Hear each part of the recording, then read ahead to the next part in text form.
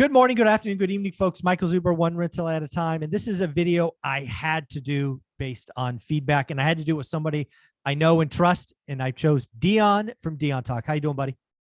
Howdy, doing great. I am more excited about this actually happening than the video. Yeah, no, this would be great if this topic happened.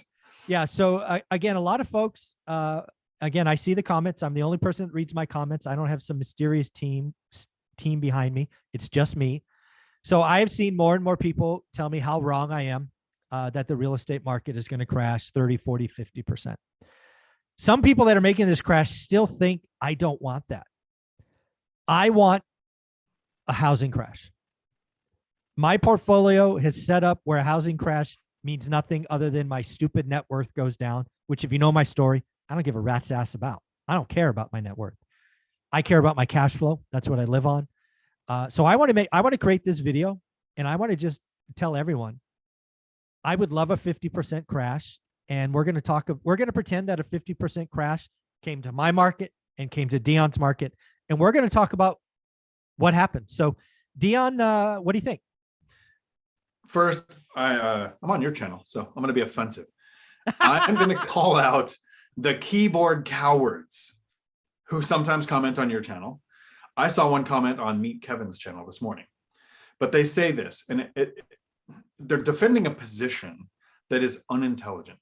Mm-hmm. They say, this person is a real estate investor. They're trying to say there's no crash coming because why would they want to talk about their asset class coming down? As if that, like we controlled the market, and as long as we keep values up, we're wealthy. That's not how it works. No. Here's the main reason I would love a crash. So right now we are seeing a crash in transactions. It'd be great if it got to 50%. I know we're above 25% right now in crash in transactions, like actual data, not the crystal ball of knowing what's going to happen. Actual facts. What is happening now? I just listed a property last month, right? I'm having my third and fourth tenant turnovers in 12 years, right? So I listed it. I'm listing the fourth one for the first time on Hemland. The applicants, almost everyone above a 750 credit score, multiples of the income that I don't even check or care about, no evictions, like amazing tenant applicants for rentals because they can't buy a house. Yeah. The interest rates went up, buying power went away, prices haven't corrected or adjusted or done the big crash that everybody's hoping for.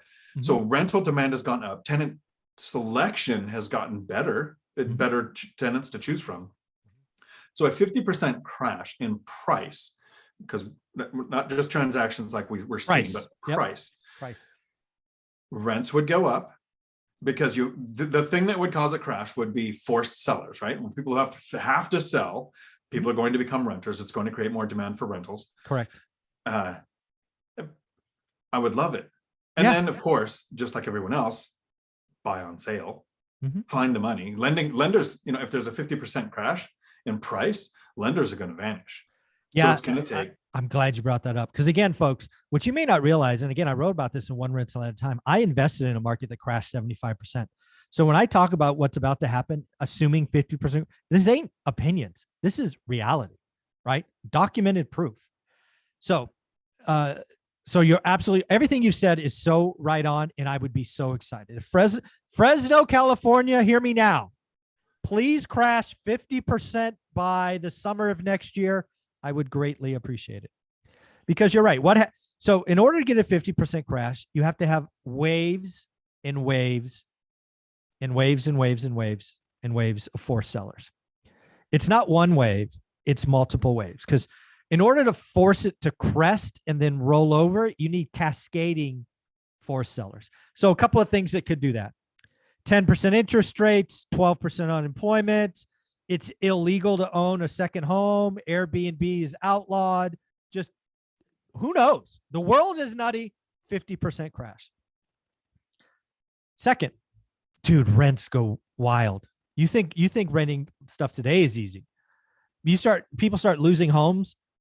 Most people end up in apartments, but they want a home. So you're right. Rents will become stronger. And then that last point is so dead on.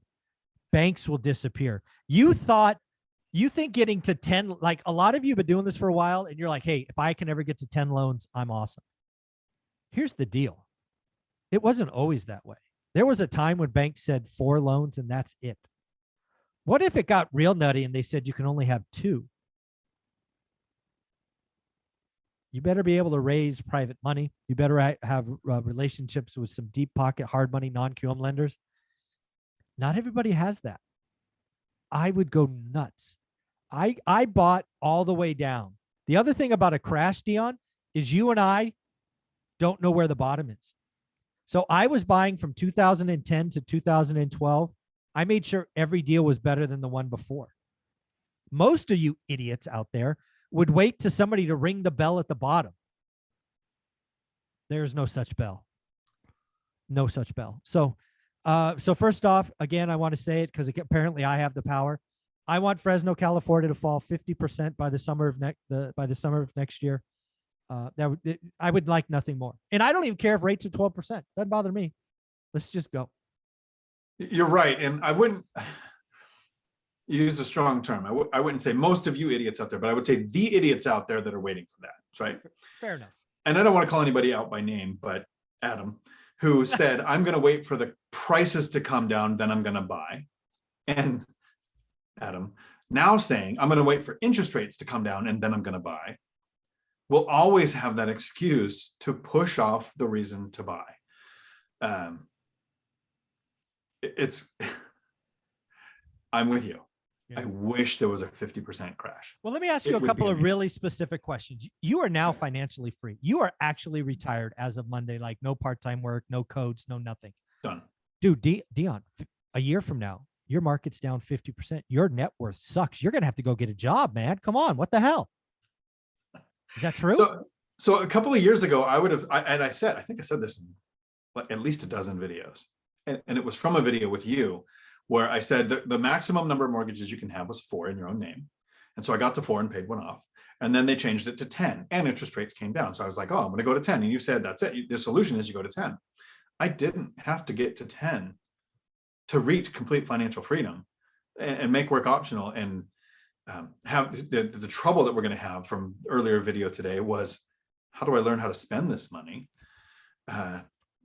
Yes, if there's a 50% crash, rents would go up, but I'm also positioned. The reason I was able to make work optional is I'm not over leveraged. I did the math the other day. I'm about 40% LTV, so I'm under where I want to be. I want to be higher. So one sec. Let's just assume. So let's just say, again, using your numbers, let's say your portfolio is worth $5 million. You're 40% leveraged, so you have $2 million in debt. You have $3 million in equity. Dion, guess what? The market just changed. Your market went down 60%. You are now worth 0. What happened? You got to go back to work, dude. You are worth, your net worth is 0. You have to go back to work. Since I've never done a home equity line of credit, sold a property, or taken out a cashed out refinance, my net worth is 0. All I'm basing my life on is cash flow. Exactly. It doesn't freaking matter. That's why I keep telling people net worth doesn't matter. It's a freaking things you tell your neighbors or at a bar. It's irrelevant. A lot of you stimulus ballers got the freaking Rolex Daytona and the big whip, and now you can't afford them. You're going to find out what that stuff's really worth. Net worth is a joke. Dion's market falls 60%. His net worth goes from 3 million to 0. He doesn't have to go back to work. You guys don't understand. None of his assets have a DSCR loan that get called. This is not commercial debt. This is 30-year fixed rate. You guys don't understand. You don't understand. It drives me crazy. Well, it was like the one comment, and I love what you're doing with Millennial Mike. Please continue to do that. He combs through the comments, finds ones to react to. There was one who said, in a recession, you can't eat stocks. How does your brick and mortar taste? And I was like, you're really missing the point. So dividend stocks, I guess, that don't kick off dividends because the market crashes, sure. But in a recession, since we've started tracking the data, since 1914, rents have never gone down market-wide. Yeah. We've had some local areas, like if the cars move away from Detroit or .com hits Silicon Valley, right? But market-wide, they've never gone down. And our portfolios are set up to design, mine can handle like a 50% decrease. I think you said the same, right? Mm-hmm. And you're still not out of pocket. That cash flow tastes pretty good. Yeah. Yeah. Again, what people don't realize about rental properties is it's on the Maslow hierarchy of needs. First comes water, then comes food, then comes shelter. Until they solve shelter, there you go. So it tastes pretty good. Thank you very much.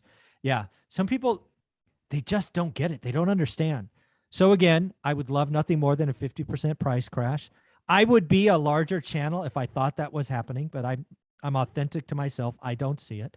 I see the largest crash ever recorded in transactions, peak to trough, but not much price deterioration. I'll talk about 2023 in a few months once I know how high the Fed's going.